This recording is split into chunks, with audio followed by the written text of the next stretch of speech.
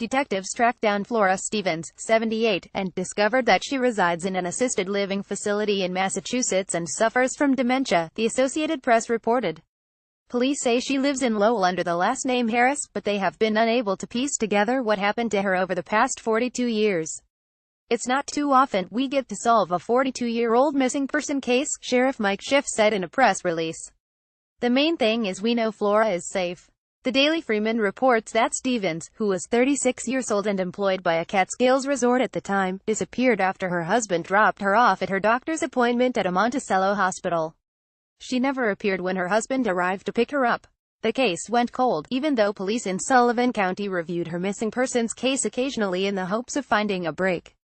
Authorities got that break in September, when they received a tip from Jan Solomon, a senior investigator with the New York State Police, according to the Washington Post.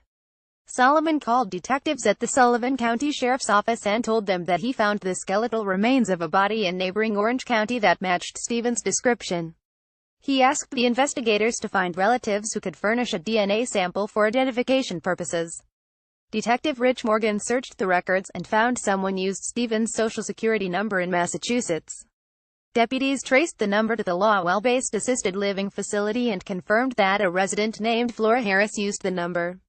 Morgan and another detective determined that Harris, who lived at the facility since 2001, was Flora Stevens after showing her Stevens' employee identification card from when she worked at the Concord Resort.